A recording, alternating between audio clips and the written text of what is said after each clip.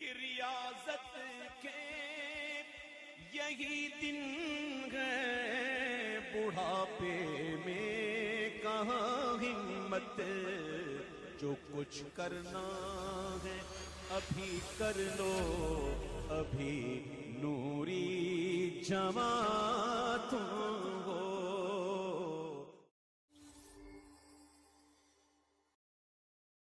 علیکم بسنتی، میری سنت کو لازم پکڑو۔ تو یہ بات سمجھ میں آتی ہے کہ بھئی شریعت مطہرہ پر چلنے کے لیے قرآن کے ساتھ ساتھ سنت مصطفیٰ کی ضرورت ہے، بغیر اس کے گزارا نہیں۔ لیکن آگے حضور فرما رہے ہیں وہ سنت خلفائے راشدین المہدیین، صرف میری سنت نہیں بلکہ میرے صحابہ کی سنت کو بھی لازم پکڑو۔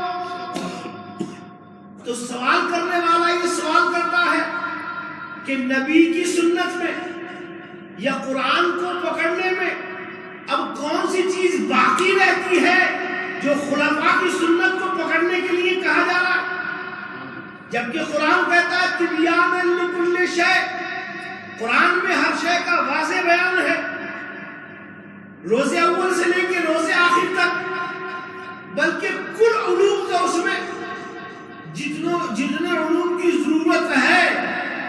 ایک بات دھیان رکھیے گا، کوئی یہ نہ سمجھے کہ قرآن کریم میں اللہ کے سارے علوم ہیں، نہیں، قرآن اللہ کا کلام ہے، اللہ کا کلام۔ کیسا کلام؟ جو اس نے اپنے نبی سے گفتگو کی ہے، اپنے نبی سے جو گفتگو کی ہے، اس گفتگو والے کلام میں ہزاروں علم ہے، گفتگو والے کلام میں ہزاروں علوم ہیں۔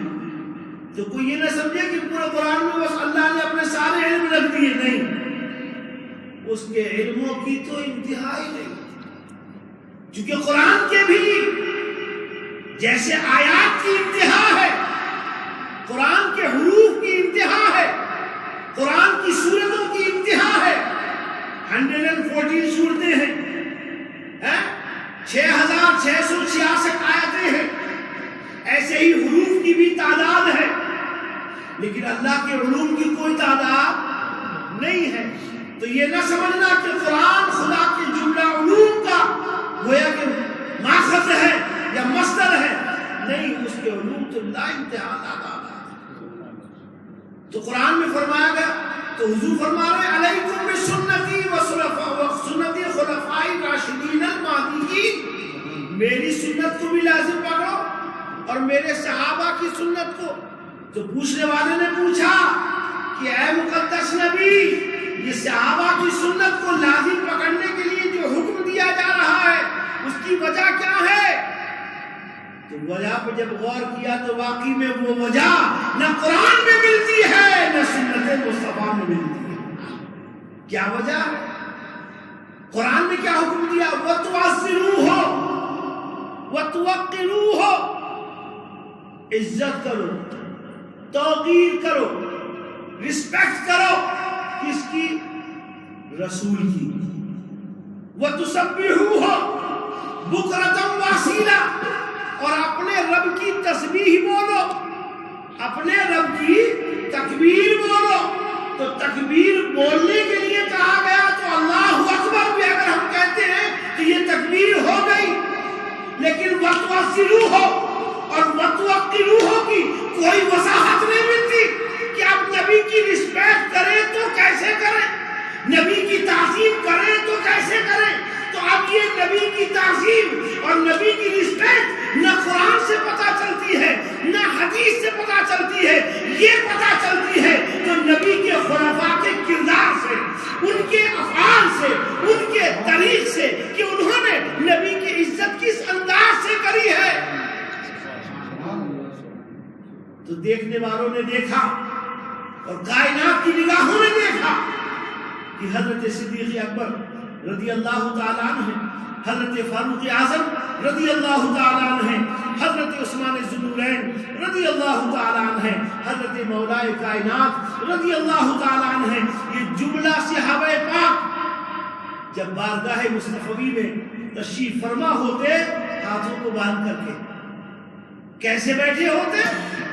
راویان حدیث انہوں نے وضاحت کری ہے کہ حضور کی بارگاہ کے ان معتبین کا یہ حال ہوتا تھا کہ یہ اتنے خاموش بیٹھتے تھے کہ گویا ان کے سروں کے اوپر پرندے بیٹھے ہوئے ہیں، اگر یہ ہلیں گے ذرا سا بھی تو پرندہ ہو جائے گا۔ رسپیکٹ کا یہ عالم تھا، اور اتنے مؤدب اور اتنے خاموش، جس کو کہتے ہیں نا بی کوائٹ ہو کر کے بیٹھنا، اتنے کوائٹ تو ہوتا ہی بندہ، اس پہ بی کا اضافہ کر دو، کوائٹ پہ بی کا اضافہ کر دو، پتا چلا بہت زیادہ خاموش، یعنی خاموشی کی انتہا جس کو کہا جاتا ہے اس کو بھی کوائٹ کہا جاتا ہے۔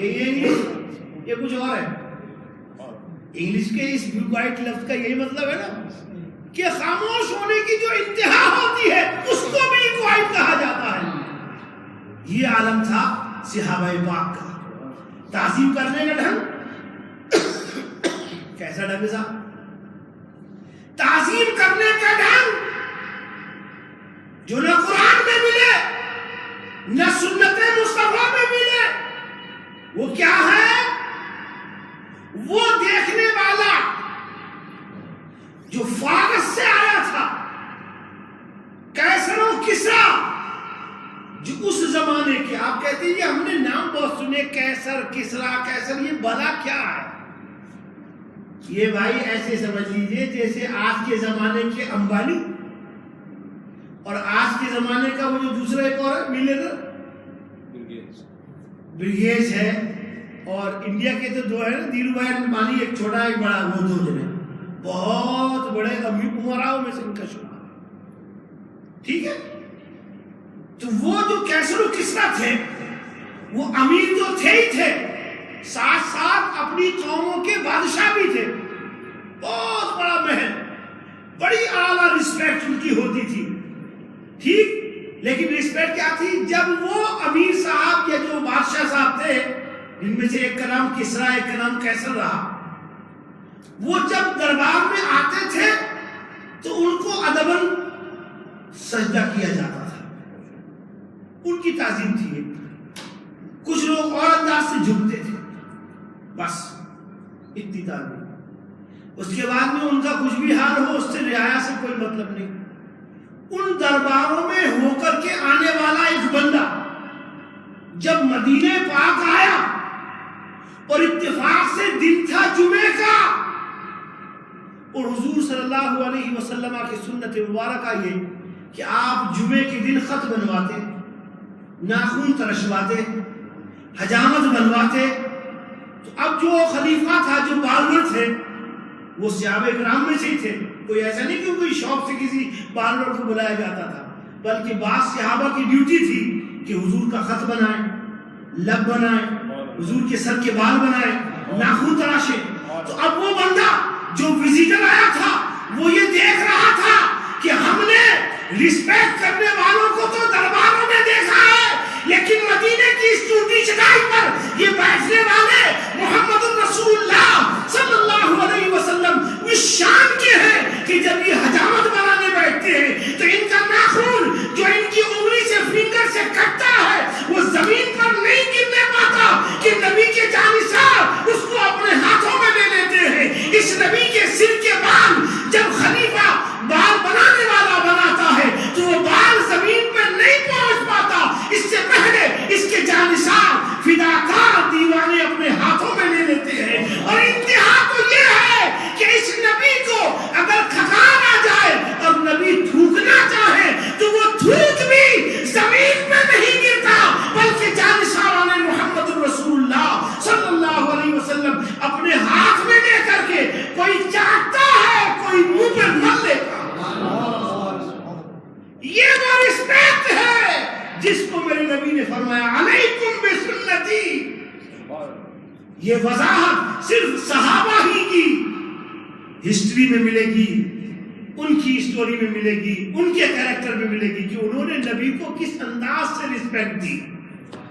چنانچہ وہ رسپیکٹ دینے کا انداز رب کو اتنا پسند آیا اتنا پسند آیا، اللہ اکبر کبیرہ، کیونکہ دیکھیے رسپیکٹ بھی دو طریقے سے ہوتی ہے. ایک رسپیکٹ ہوتی ہے دیکھا دیکھی، اور ایک رسپیکٹ ہوتی ہے دل سے. جو دل والی رسپیکٹ ہے تو رب تبارک و تعالیٰ نے کیا فرمایا، نہ میں تمہارے اعمال کو دیکھتا، نہ اعمال کی کمی کو دیکھتا ہوں، نہ اعمال کی زیادتی کو، میں تو تمہارے دل کی نیت کو دیکھتا ہوں. عمل کم ہو زیادہ ہو وہ ڈزنٹ میٹر، مین جو مسئلہ ہے وہ کیا ہے، دل کا، کہ اس عمل کے وقت تمہارے دل کی کیفیت کیا ہے، تمہاری نیت کتنی صادق ہے، کتنی سچی ہے، کتنی پختہ ہے. اسی لیے کہا گیا ان الذین یغضون اصواتهم عند رسول اللہ، یہ وہ شان کے صحابہ ہیں کہ جو اپنے نبی کی بارگاہ میں اپنی آوازوں کو سلو رکھتے ہیں.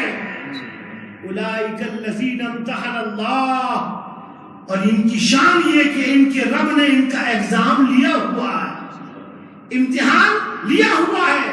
کس چیز کا امتحان لیا ہوا ہے، قلوبہم للتقوی، ان کے دلوں میں خدا کا ڈر ہے، ان کے دلوں میں رسول کی عظمت ہے، رسول کی محبت ہے. لہم مغفرۃ ورزق کریم، ان کا رب انہیں بخشتا ہے یا بخش دے گا یا بخش چکا ہے. تینوں معنی بیان کیے جا سکتے ہیں. ان کا رب انہیں بخشتا ہے، اس لفظ کی اب اس ترجمے سے فائدہ سنیے، ایسے لوگوں کو.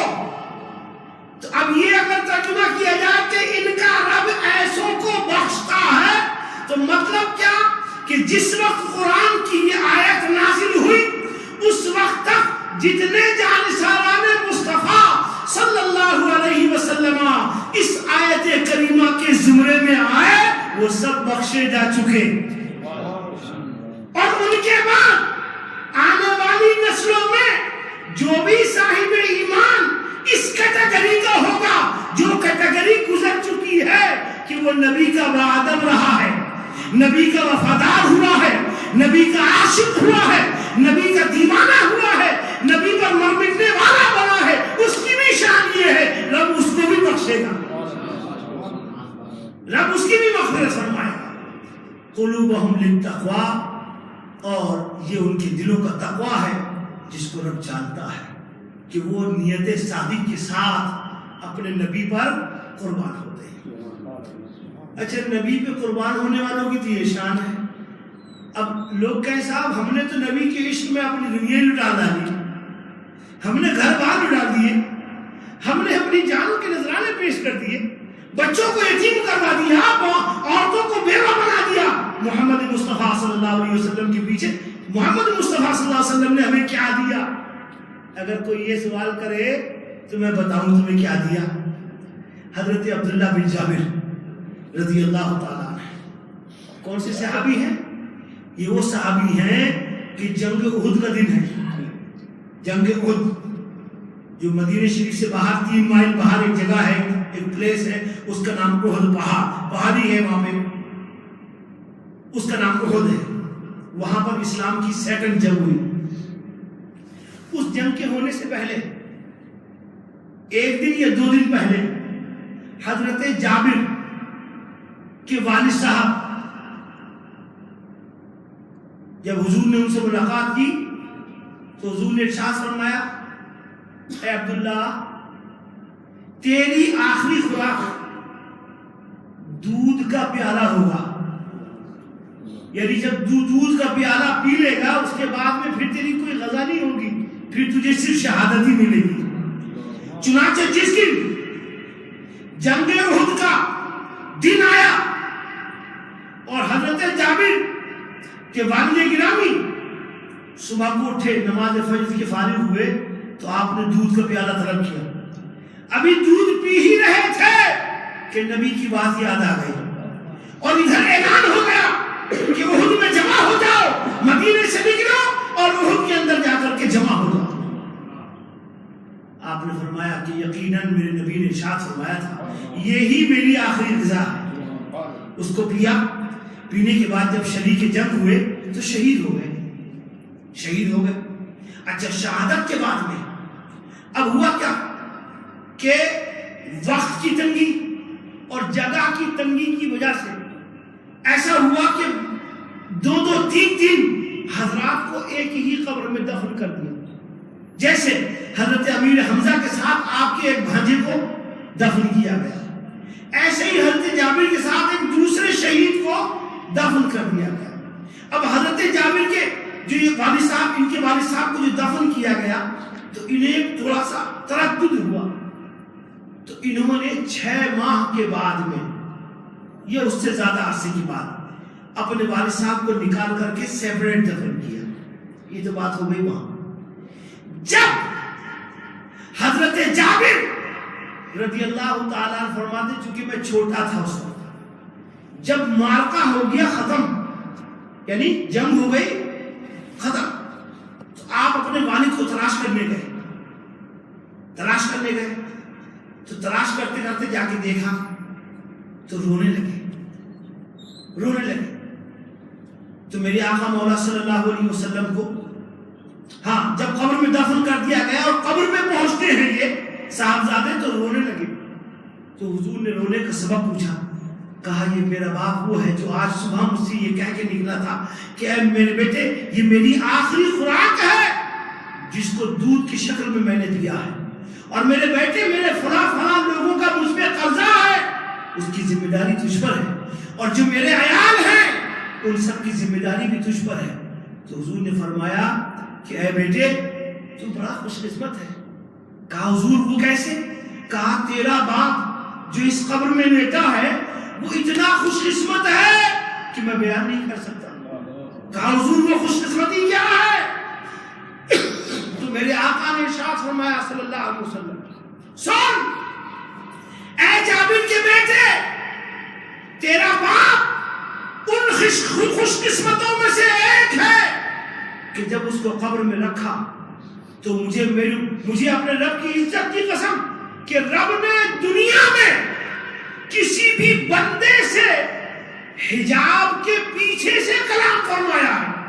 یعنی جو پردہ عظمت ہے رب اور مخلوق کے درمیان, اس کو پردہ عظمت کہتے ہیں.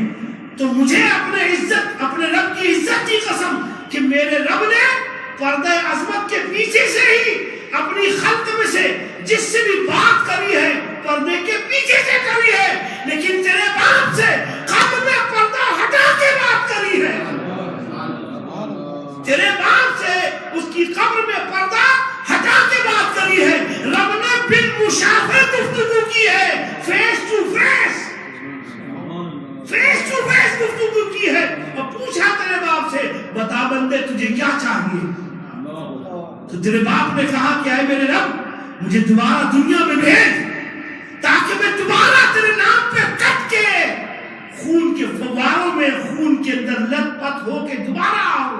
رب نے فرمایا ہماری مشیت فیصلہ کر چکی ہے کہ دنیا سے جو ایک بار رخصت ہو جائے گا دوبارہ لوٹایا نہ جائے گا. یہ مشیت ہو چکی, مشیت کا فیصلہ ہو چکا ہے.